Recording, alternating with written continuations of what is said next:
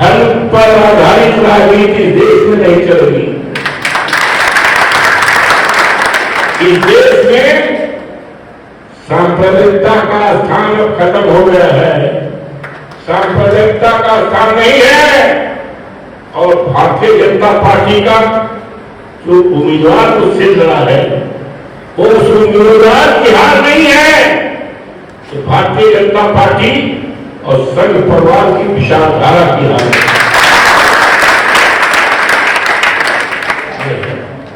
और जिस तरह से अयोध्या के लोगों को ठगा गया है, मैंने कहा कि भारतीय जनता पार्टी ने अयोध्या के नाम पर, प्रभु श्री राम के नाम पर राजनीति है, व्यापार किया है, लोगों को बर्बाद किया है, ठगने का काम किया है, लोगों के घरों को गिराने का काम किया।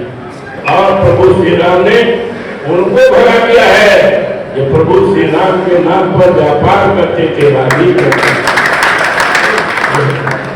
इतना है राम पद के नाम पर लोगों के घरों को गिराया गया, उड़ाया गया। हजारों हजार लोगों के घरों को गिराया गया है और उनको मुआवजा नहीं दिया, कंपनसेशन नहीं दिया। हमने उसमें कहा था कि चुनाव में कि हम कंपनसेशन भी दिलाएंगे और जिन अधिकारियों ने जिस ढंग से आपको प्रसारित किया, अपमानित किया है, उनके खिलाफ कार्रवाई भी करेंगे, दंडित भी करेंगे। जितना भी है। और वहां की जमीन, वहां के लोगों को उठाया गया है और बाहर के लोगों को बसाया गया है। ऐसे भी उदाहरण हमें मिले हैं कि एक जमीन भारतीय जनता पार्टी के लोगों ने खरीदा था 2 करोड़ में और 2 घंटे में उस जमीन को 18 करोड़ में बेच दिया। जमीनों की लूट हुई है और अगर जांच पड़ताल होगी तो न जाने कितने लोग जेल के सीटों में जाएंगे। दुनिया की कोई ताकत उनको बचा नहीं है। किसानों की जमीन को ले लिया गया। हवाई अड्डा बने, हवाई अड्डा बनने में हमें कोई इतराज नहीं है। मेरा कोई इतराज नहीं है।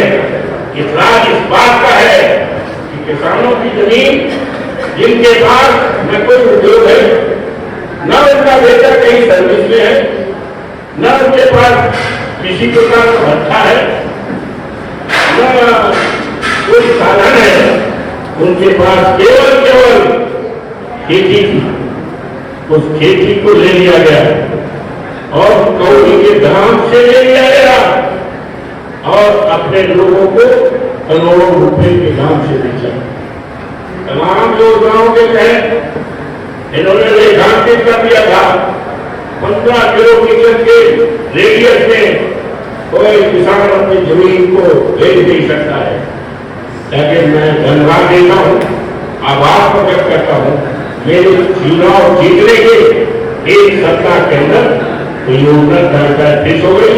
सरकार को कहना था हम उस योजना से किसानों को राहत देते हैं, किसान अपनी खेती करेगा जो चाहेगा।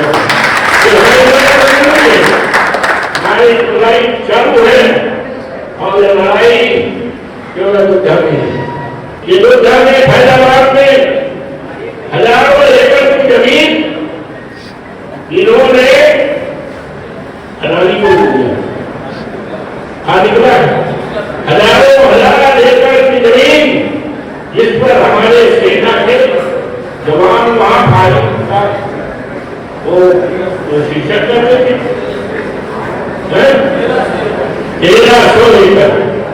ये देश कहाँ जा रहा है?